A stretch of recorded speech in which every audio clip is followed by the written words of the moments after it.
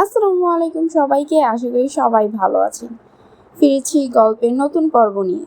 যারা চ্যানেলে এখনও সাবস্ক্রাইব করেনি অবশ্যই সাবস্ক্রাইব করবেন এবং লাইক অ্যান্ড কমেন্ট করে পাশে থাকবেন। ফিরছি গল্পে প্রণয়ের অমল কাব্য, লেখক DRM শেহর, পর্ব সংখ্যা 14 এবং কণ্ঠে আমি আছি ইতি। ফায়েজের বাবা মা গ্রামে গিয়েছে। বাড়িতে ফায়েজ আর তার বোন ফারা। ফায়েজ শুদ্ধ আরিফেন ফায়েজের রুমে বসে কথাবার্তি বলছে, যদিও ইরফান চুপচাপ, প্রয়োজনে দু একটা কথা বলছে, নয়তো চুপচাপ ফোন স্ক্রল করে। ফায়েজ শুদ্ধ তাদের মতো কথা বলছে, ইরফান কেমন এটা তো তাদের কাছে নতুন নয়। ফায়েজ হঠাৎ বলে ওঠে, ইরফান তোর বাচ্চা বউকে নিয়ে থাকতে শুরু করলি যে? ফায়েজের কথা ইরফান চোখ তুলে তাকায়, ভ্রুকুচকে বলে, হোয়াট? গতকাল আমাকে এজন্যই তোর রুমে যেতে দিলি না। তোর বউ ছিল বলে। ঠিক বললাম না? ইরফান শান্ত চোখে ফায়েজের দিকে যে একটু পর দৃষ্টি সরিয়ে তার হাতে থাকা ফোনে মনোযোগ দেয়। বিরক্ত কণ্ঠে বলে, আই ডোন্ট লাইক হার। শুধু ইরফানের কথা শুনে হাসলো। ফায়েজ হেসে বললে, আমি বুঝলাম না, আমার হবু শ্বশুর শাশুড়ি ইরফানের নাম সাদিক রাখলো না কেন? ইরফান তো ভয়ঙ্কর সত্যবাদী, শুধু মুখে যা বলে কাজের সাথে কোনো মিল থাকে না। ইরফান রেগে তাকায় ফায়েজের দিকে, দাঁতে দাঁত চেপে বলে, ফুল স্টপ দিয়ে দে, নয়তো থাপ্পড় খাবি। কথাটা বলে কানে ব্লুটুথ গুজে নেয়। শুধু ভ্রুকুচকে বলে, ইরফানের কেস কি বোঝাতো? আমি এর আগামাথা কিছুই বুঝছি না। ফায়েজ দুহাত টানা দিয়ে বলল, তোর কাছে ওর কাহিনী শুনে ভেবেছিলাম বউ বাচ্চা বলে সময় দিচ্ছে। এখন মনে হচ্ছে ও জানেই না ও ওর সবচেয়ে অপছন্দের মেয়েকে দিল দিয়ে বসেছে, কিন্তু সেটা এখনো নিজে বুঝতে পারছে না, অথবা বুঝতে পারলে নিজেকে দাবানোর চেষ্টা করছে, কারণ বাচ্চা মেয়েকে ভালোবাসলে ওর নিজের কাছে মানিজ্যত থাকবে না ওর মতে। এরই মাঝে ফারা হাতে একটা ট্রেতে কফি নিয়ে আসে। প্রথমে ইরফানকে দেয়। ইরফান বিনা বাক্যে কফির কাপ নিয়ে তাতে চুমুক দেয়। এরপর ফারা ফায়েজের কফির কাপ দিলে লাস্ট কাপ টেবিলের উপর রেখে ঘর থেকে বেরিয়ে যায়। শুধু দেখলো সবটা। ফারা বেরিয়ে গেলে শুধু উঠে দাঁড়ালে ফায়েজ ভ্রুকুচকে বলল, কোথায় যাচ্ছিস? শুদ্ধ ফায়েজের সামনে দাঁড়িয়ে বলল, তোর বিয়ে পেছাতে। ফায়েজ শুধু হাঁটু বরাবর লাথি দিতে নিলে শুদ্ধ পিছিয়ে যায়। রেগে বলে, তোর ঘ্যারতারা বোনকে সোজা করতে যাচ্ছি, জেনে ওর ঢং করিস কোন লজ্জায়? বোনের হবু জামাইয়ের সাথে ভিলেনগিরি করতে বাধে না? আসলেই লাজ লজ্জা নেই তোদের দুই ভাই বোনের? একজন বিয়ে করতে পাগল, আরেকজন আমাকে ফিরিয়ে দিতে। ফায়েজ রেগে গেল শুদ্ধর কথায়। এই বেয়াদবটা সারাদিন তার বোনের জন্য তার হবু বউটাকে টেনে খুঁটা দেয়। ফায়েজ হাতের কাপ ঠাস করে টেবিলে রেখে উঠে দাঁড়ায়।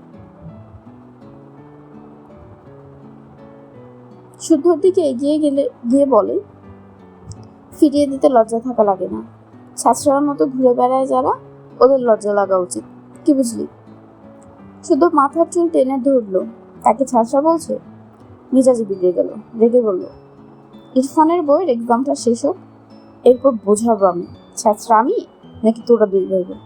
শালা, তোদের দুটোর আমার সাথে ভিলেনগিরি করেই দিন যায়। ইরফানের কানে ব্লুটুথ। শুদ্ধ আর ফায়েজের মাঝে এই এক টপিক নিয়ে নিয়মিত এমন কথাকাটি হয়। ইরফান এদের সাথে থাকলে বেশিরভাগ সময় কানে ব্লুটুথ লাগিয়ে রাখে। ফায়েজ বিরক্ত হয়ে ইরফানের দিকে তাকিয়ে বলে, আরেক রোবট বসে আছে। আরে দুজনের মাঝে দ্বন্দ্ব লাগলে থামানো লাগে। আরেকে দেখ, রোবটকে একটা শিক্ষা দিলেও সে সেটা মানে।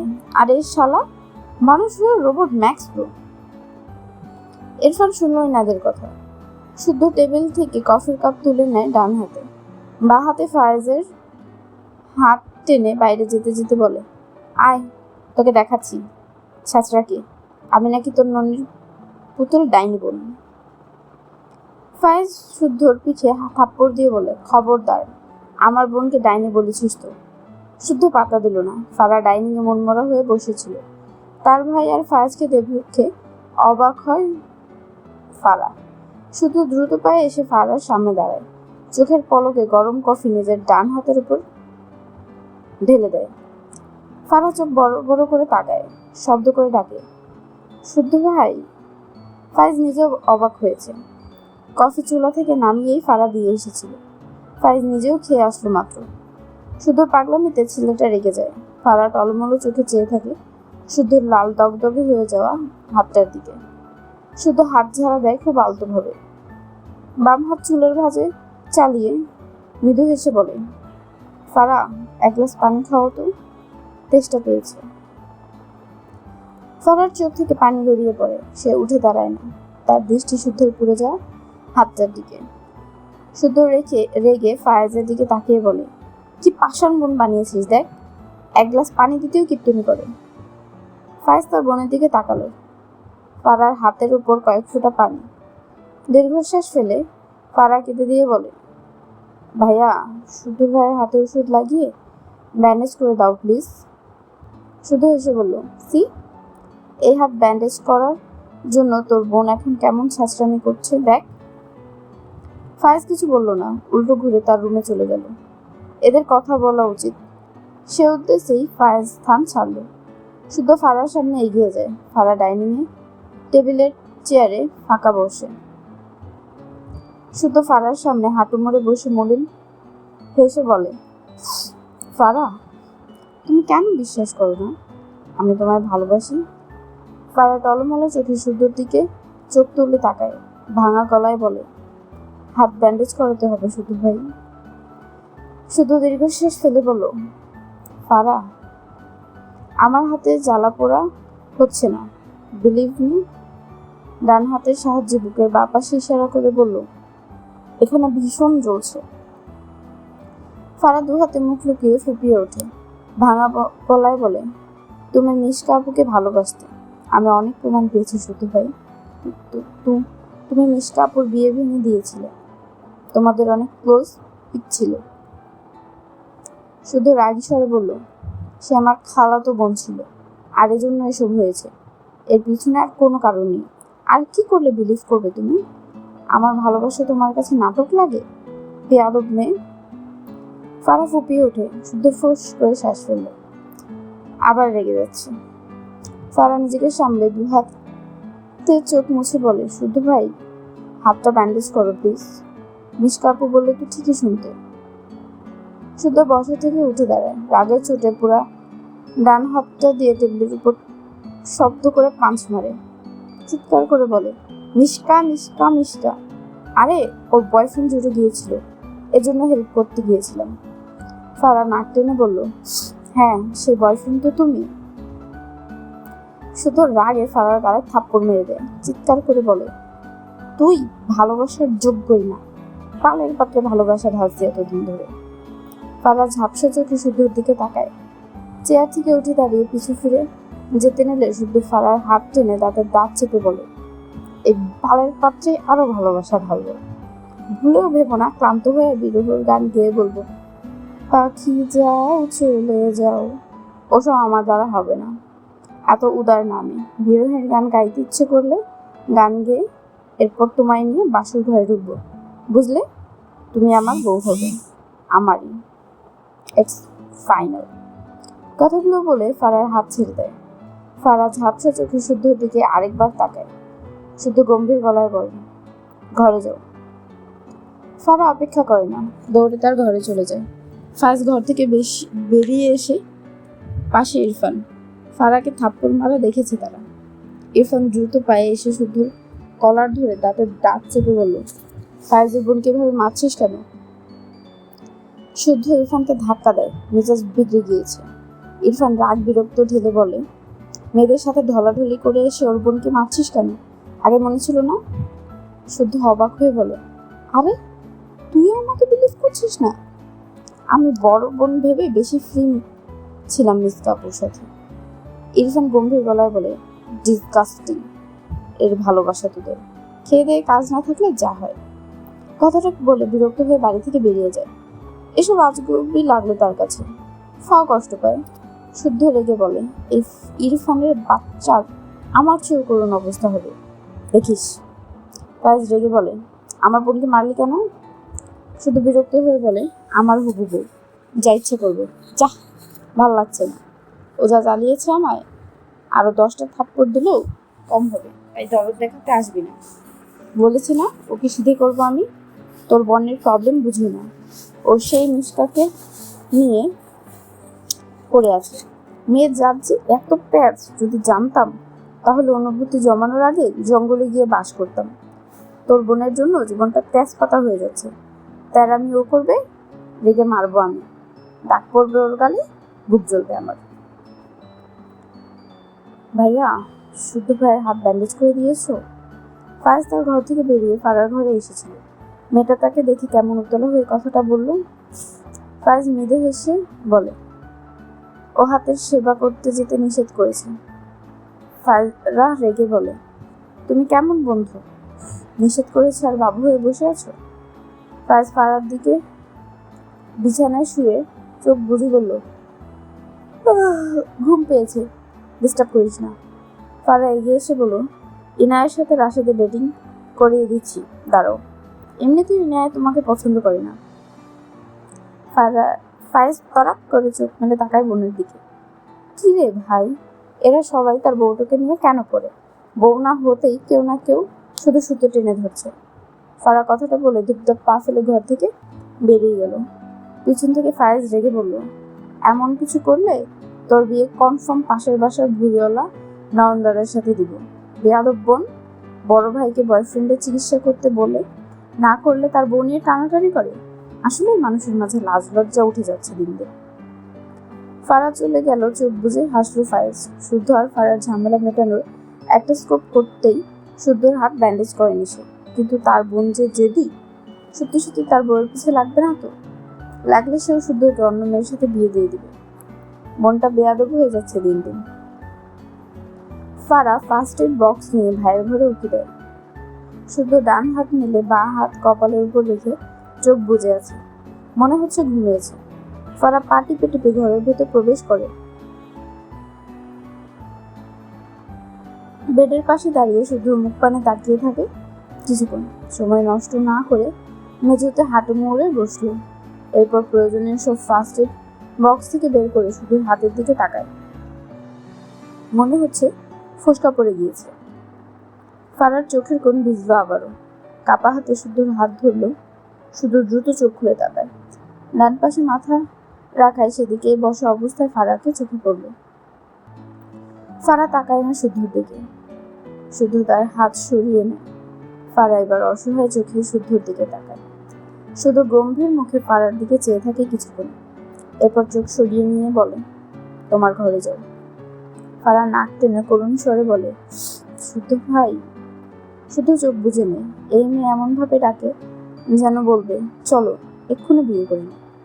কিন্তু এই তেরা আসে আলগা দরদ দেখাতে, আর আসে তাকে দুর্বল করে দিতে। ফারার আবারও একই সুরে কণ্ঠে ভেসে আসে, শুদ্ধ ভাই। শুধু চোখ বুঝে শান্ত গলায় বলে, হাতটা দাও প্লিজ, ব্যান্ডেজ করেই চলে যাব। শুধু শক্ত গলায় বলে, সারাদিন বসে কাঁদলেও সেই সুযোগ পাবে না, তাই চুপচাপ বের হও। ফারা মাথা নিচু করে রইল, ঠোঁট ভেঙে আসছে। মিষ্টাকে নিয়ে কি প্রবলেম তোমার? ফারা মাথা নিচু করেই বলে, এখন তো আর আপুও ডাকতে হয় না, বড় তবুও নাম ধরে ডাকছো।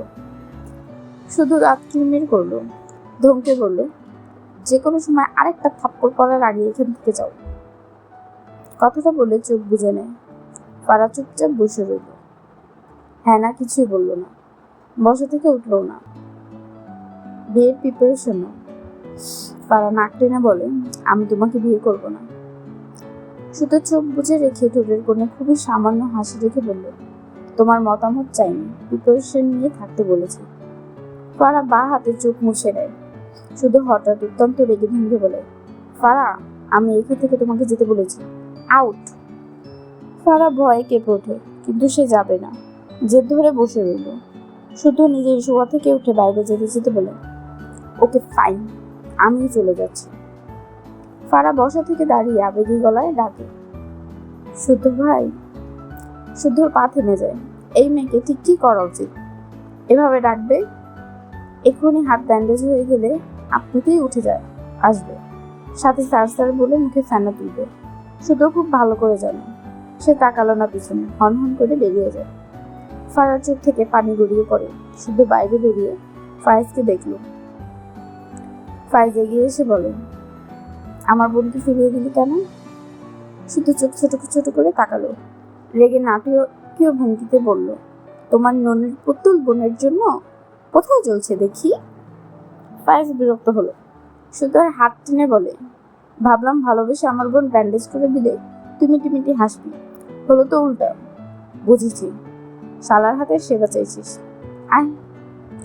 শুধু বিরক্ত হয়ে বাড়ি থেকে বেরিয়ে যেতে যেতে বলল, চিকিৎসা করালে তোর বোন আপনি আর স্যার ডেকে মুখে ফেনা তুলবে, মিজাজ খারাপ হয়। হাত পোড়ানোর জন্য কতদিন পর তুমি আর শুধু ভাই ডাকছেন না? থাক, আসছি।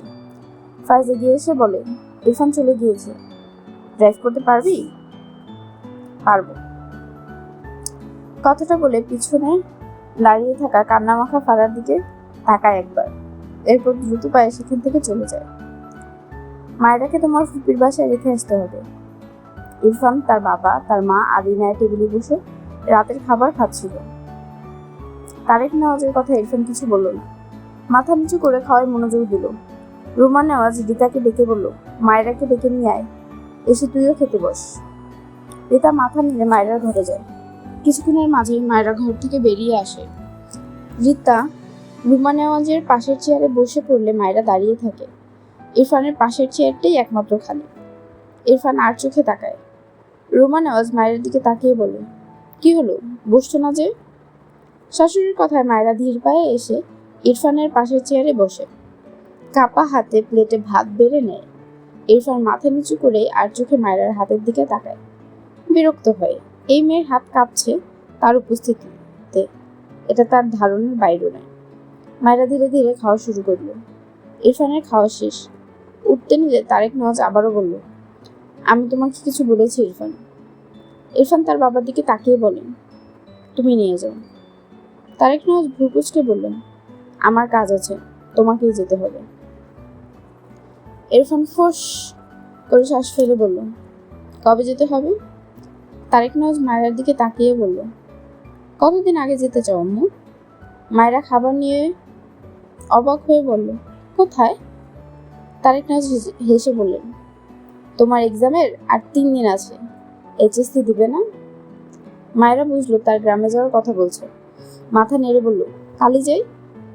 তারেক নওয়াজ ইরফানের দিকে তাকিয়ে বলল, তোমার ফুপির বাড়ি রেখে আসবে মায়েরাকে, ওর বাবার বাড়ি নয়, বুঝলে? ইরফান ভ্রু কুঁচকে তাকালো। বাবার বাড়ি থাকতে তার ফুপির বাড়ি কেন? ব্যাপারটা তার কাছে অদ্ভুত লাগলো। সাথে রুমা নেওয়াজ ইনায়া দুজনেই অবাক হলো। তবে তারেক নওয়াজ কিছু বলল না, তারাও কেউ কিছু জিজ্ঞেস করলো না। মায়েরা বুঝলো তাকে ইরফান রাখতে যাবে। আমতা আমতা করে শ্বশুরের দিকে তাকিয়ে বলল, বাবা, আপনি রেখে আসতে পারবেন না? তারেক নওয়াজ হেসে বলল, আমার কাজ আছে আম্মু। মায়েরা মন খারাপ করে খাবারে মন দিল। বাম পাশে ইরফানকে এখন বসে থাকতে দেখে ঘাড় বাঁকিয়ে দেখলো ইরফান তার দিকেই চেয়ে আছে। মায়েরা ধীরে ধীরে চোখ সরিয়ে তার প্লেটে থাকা ভাতের দিকে আনে। এই লোক এমন করে তাকিয়ে থাকে কেন, মায়েরা বোঝে না। কি অদ্ভুত, লাস্ট বেশ কদিন হলো শুধু গম্ভীর চোখে রোবটের না তার দিকে তাকিয়েই থাকে, এখনো তাকিয়ে আছে। মায়েরা অস্বস্তি হয়, দ্রুত খাওয়ার চেষ্টা করে, উদ্দেশ্য খেয়েই দৌড় দেবে এখান থেকে। এই লোক তো যায় না।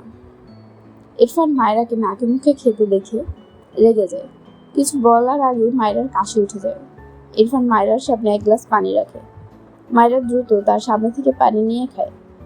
নাকে মুখে ভাত উঠে গিয়েছিল। ইরফানের ইচ্ছে করলো মায়েরার কানের গোড়ে কষিয়ে একটা থাপ্পড় দিতে। জোরে ধমক দিয়ে দাঁতে দাঁত চেপে বলল, থাপ্পড় খাওয়ার জন্য মুখিয়ে থাকো? এই মেয়ে, তুমি বাচ্চা? মায়েরা কেঁপে ওঠে, চোখ জোড়ায় পানি টলমল করছে। না, ধমক খেয়ে নেই, খাবার নাকে মুখে উঠেছে বলে। ইরফান আর মায়েরার দিকে সবাই চেয়ে আছে। মায়েরা সবার দিকে অসহায় চোখে তাকালো। সবাই মায়েরার দিকে তাকিয়ে আছে, আর ইরফান মায়েরার দিকে। মায়েরা আর চোখে ইরফানের দিকে তাকায়। এই লোকটা তাকে দিনরাত অত্যাচার করে মারে। উফ, আগেই ভালো ছিল, দুটো থাপ্পড় মেরে হাওয়া হয়ে যেত, আর এখন পাশে বসে উল্টোপাল্টা ভাজে। মায়েরা ধীরে ধীরে ইরফানের দিকে তাকায়, জিভ দিয়ে ঠোঁট ভিজিয়ে বলে, আপনি যান। ওয়াই? মায়েরা তার সামনে বসা ইনায়ের দিকে তাকিয়ে কাঁদো কাঁদো মুখ করে বলল, আপু তোমার এই তার শাশুড়ির দিকে তাকিয়ে থেমে যায়। তার ছেলেকে কিছু বললে আবার তাকে ধমক খেতে হয়। অতঃপর মিকি হেসে বলল, আপু তোমার খাওয়া শেষ হয়েছে? ইনায়া তার ভাইয়ের দিকে তাকায়। ইরফান চোখ মুখ শক্ত করে মায়ের দিকে চেয়ে আছে। খাওয়ার মাঝে বারবার কথা বলছে, আর তার ভাই মায়েরাকে এখনো যে থাপ্পড় মারেনি এই ঢের। ইশারায় দেখালো চুপচাপ খাও। মায়েরা বিরক্ত হয়ে বলল, তোমার ভাইকে আমি ভয় পাই না বুঝলে, সবসময় আমায় ভেজে খাওয়ার ধান্দায় থাকে। তোমার ভাইয়াকে। ইরফান গমগমে গলায় ধমক দেয়, শাট আপ। কানের কাছে এমন রাম ধমক খেয়ে মায়েরা চোখ বুঝি কেঁপে ওঠে। তারেক নওয়াজ গম্ভীর মুখে চেয়ে আছে। রুমা নওয়াজের চোখে বিরক্তি। ইরফান দ্রুত উঠে গটগট পায়ে চলে যায়। এরপর রুমা নওয়াজ সহ তারেক নওয়াজ ঘরে চলে যায়। তারেক নওয়াজের মুখে হাসি ছিল। ঘরে গেলে তার স্ত্রী বিরক্ত হয়ে বলে, তোমার আবার কে হলো? ছেলে, ছেলের বউ, এখন তুমিও। সব জুটেছে পাগলের দল। তারেক নওয়াজ কিছু বলল না। একটু পর আফসোসের সুরে বলল, আমার ছেলেটা আমার মতো হতে পারলো না। আমি তোমাকে এখনো ভালোবাসি বলি, ভেবে দেখো। রোমা নওয়াজ কখনো চোখে স্বামীর পানি চাইল। তোমার ছেলের বউ যেমন বাচাল, তোমার ছেলে প্রয়োজনে কথা বলে না। বিয়ের আগে দেখোনি এই মেয়ে এত কথা বলে? দুই মরির দুজন জুড়ে দিয়েছ। ইরফান এমনই, ওর পাশে যাহারা বসে এভাবে খাবার খেয়ে গলায় বাঁধলে বা এমন বাচাল হলে ধমক খেয়ে বসে থাকতো। বেশি ভাবা বাধ্য, নয়তো দেখবে তোমার ছেলে মেয়েটাকে হঠাৎই ওর বাপের বাড়ি রেখে এসেছে একেবারে, তখন তুমি শ্বশুর হয়ে ছাকা খেয়ে বসে থাকবে। তারেক নওয়াজের মুখ চুপসে গেল। ইরফানের মা মিথ্যে কিছু বলেনি। কপালে চিন্তার ভাঁজ পড়ে।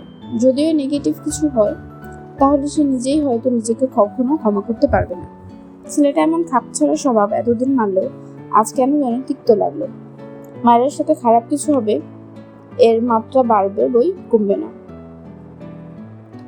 মায়েরা রেডি হয়ে দাঁড়িয়ে আছে। ইরফানের খবর নেই তো। কোথাও বেরোতে নিলে মেয়েরা না কি লেট হয়, আর এখানে ইরফান লেট। মায়েরা হাতের ব্যাগ নিয়ে ঢং করে করে এপাশ ওপাশ হাঁটছে। আপাতত কেউ নেই ডাইনিংয়ে। চুপ থাকার মেয়ে সে নয়। ইরফান ওপর থেকে নেমে এসে মায়েরাকে এভাবে একা একা ঘুরতে দেখে বিরক্ত হয়। মায়েরার পিঠ হঠাৎই ইরফানের সাথে ধাক্কা খায়। মায়েরা দ্রুত পিছন ফিরে ইরফানকে দেখে চোখ নামিয়ে নেয়। ইরফান গম্ভীর গলায় বলে, স্টুপিড বাদর। মায়েরা চোখ তুলে তাকিয়ে বলে, আর আপনি লেট লতিফ। ইরফান বিরক্ত হয়ে এগিয়ে যায়। পিছু পিছু মায়েরা যায়। সবার থেকে বিদায় নিয়ে আসিস। ইরফানের পাশের সিটে বসে মায়েরা। মেয়েটার মন আজ ভীষণ খারাপ মায়ের জন্য। তার বাড়ি যাবে না সে। বাবা থাকলে নিশ্চয়ই জোর করে নিজের মেয়েকে তার বাড়ি নিয়ে যেত। বিষণ্ণ মনে মেয়েটা রাস্তার দিকে চেয়ে থাকে। দুহাত গাড়ির জানালায় ঠেকিয়ে রেখেছে। অনেকক্ষণ বাইরে বেরিয়ে আছে। ইরফান মায়েরা কেমন চুপচাপ দেখে ড্রাইভ করার মাঝে একটু পরপর তাকায়। খেয়াল করলো মায়েরার দুহাতের বেশ অনেকটা বাইরে বেরিয়ে আছে। রেগে যায় সে। ডান হাত স্টিয়ারিং এ রেখে বাঁ হাতে মায়েরার বাহু ধরে জোরে টান দেয়। এত জোরে টান খেয়ে মায়েরা পড়তে পড়তে বেঁচে যায়। ইরফান আবারও সম্পূর্ণ মনোযোগ ড্রাইভিং এ দেয়। মায়েরা রেগে বলে, আপনার কি প্রবলেম? ডান হাতের বাহু ডলতে ডলতে বলে, হাত দুটো মনে হয় সরকারি পেয়েছে। ও! ইরফান রেগে বলে, শাট আপ স্টুপিড। মায়েরা বিরক্ত হয়ে আবারও জানালার দিকে তাকালে দেখলো কাঁচ তুলে দেওয়া। মায়েরার মন খারাপ হয়ে যায়। কি সুন্দর হাওয়া খাচ্ছিল, এই লোকটা ভেস্তে দিল। ঘাড় বাড়াকিয়ে মিনমিন করে বলে, কাজটা একটু নামিয়ে দিন না। ইরফান গম্ভীর স্বরে বলে, না। মায়েরা মুখ বেচকি কাটে। কিছু দূর গেলে রাস্তার পাশে ফুচকা দেখে দ্রুত ইরফানের দিকে তাকায়। বলার আগেই মুখ চুপসে যায়। এই লোক তাকে কিছু করতে দেয় না। এমন পাষাণ লোক এই দুনিয়ায় আর দুটো আছে কিনা তার সন্দেহ। তবুও ক্ষীণ আশা নিয়ে বলে, ইনায়াপুর ভাইয়া। মায়েরার সম্বোধনে ইরফান অদ্ভুত চোখে তাকায় মায়েরার দিকে একবার। মায়ের আমতা আমতা করে বলে, আপনি আমাকে বউ মানেন না, আমি আপনাকে স্বামী মানি না, তাই এটা বলেছি। পছন্দ হয়নি? ইরফান রেগে বলে, স্টুপিড, জাস্ট শাট আপ, নয়তো থাপড়েই কাল লাল করবেন। মায়েরা গালে হাত দিয়ে মিনমিন করে বলে, একটু ফুচকা খাওয়াবেন প্লিজ? আমি আপনাকে করল্লা ভাজি করে খাওয়াবো, প্রমিস। ইরফান ব্রেক কষে মায়েরার দিকে চেয়ে ধমকে বলে, হোয়াট? মায়েরা ধমক খেয়ে ঝাঁকি দিয়ে ওঠে, জিভে কামড় দেয়। করল্লা তো তার পছন্দ, এই লোকের অপছন্দ। ভুলভাল বলে ফেলেছে। মায়েরা ইনোসেন্ট ফেস বানিয়ে বলে, আমি ফুচকা খেতে চাই প্লিজ। আপনাকে পছন্দের খাওয়াবো, আপনার কাপড় কেচে দিব, আপনি চাইলেই তাও ফুচকা খাওয়ান। এরপর ফোঁস করে শ্বাস ফেলে গাড়ি থেকে বেরিয়ে যায়। মায়েরা ভাবে হয়তো ফুচকা আনতে গিয়েছে। মুখে হাসি ফুটে ওঠে। বিড়বিড় করে, যতটা খারাপ ভাবি ততটাও না। 2 মিনিটের মাথায় ইরফান গাড়ির দরজা খুলে সিটে বসে। মায়েরা ইরফানের হাতের দিকে তাকালে দেখলো ফুচকা নেই, কিন্তু ছোট কিছু একটা। ইরফান গম্ভীর মুখে স্কচ টেপের উপর থেকে কাগজ ছিঁড়লে মায়ের চোখ বড় বড় করে তাকায়। ইরফান তার দিকে তাকালে মায়েরা তার ঠোঁট চেপে ধরে দরজার সাথে চেপে যায়। ইরফান মায়েরার দিকে এগোলে মায়েরা বাঁ হাতে তার ঠোঁট চেপে ডান হাতে ইরফানের বুকে হাত দিয়ে ঠেলে সরাতে চায়। ছোটপুটি শরীরের মায়েরা তো এমন বলিষ্ঠ শরীরে ইরফানের সাথে পারে না। ইরফান মায়েরার 2 হাত একসঙ্গে তার বাঁ হাতের মুঠোয় চেপে ধরে। নির্বিকার চিত্তে ডান হাতের সাহায্যে মায়েরার মুখে কষ্টেপ লাগাতে নিলে মায়েরা চিৎকার দিয়ে বলে, না না প্লিজ, আর কথা বলবো না, প্রমিস প্রমিস। বলতে বলতে ইরফানের গলার কাছে তার মুখ নিয়ে ঠেকায়, যেন ইরফান তার মুখে কষ্টেপ লাগাতে না পারে। সেভাবেই বিড়বিড় করে, আর কথা বলবো না, সরি, ছেড়ে দিন। ইরফান চোখ বুঝে শ্বাস টানে, রাতে দাঁত চেপে বলে, স্টুপিড। এরপর ঢোক গেলে মায়েরা 2 হাত ছেড়ে মেয়েটাকে তার থেকে ধাক্কা দিয়ে সরিয়ে দেয়। সরে এসে তার সিটে মাথা এলিয়ে চোখ বুঝে দীর্ঘশ্বাস টানে। ডান হাতে শার্টের 2টো বোতাম খুলে আলগা করে দেয়। বাঁ হাতে স্টিয়ারিং শক্ত হাতে চেপে ধরে। মায়েরাকে ধাক্কা দেয় মেয়েটা মাথা গাড়ির কাচের সাথে ধাক্কা লাগে। মায়েরা বাঁ হাতে মাথা ডলে ভীত চোখে ইরফানের দিকে তাকায়। কিছুক্ষণ পর ইরফান চোখ খুলে মায়েরার দিকে চেয়ে দাঁতে দাঁত চেপে বলে, জাস্ট আর একটা কথা বললে এই স্কচ টেপের পুরোটা মুখে লাগাবো, স্টুপিড। এরপর এসি ছেড়ে গাড়ি স্টার্ট দেয়। মায়েরা সিটে মাথা এলিয়ে দিয়ে চোখ বুজে নেয়। মনে মনে বিড়বিড় করে, একটু ফুচকা খেতে চাওয়াই কি করলো, কি পাষাণ, উফ, দাজ্জাল লোক একটা।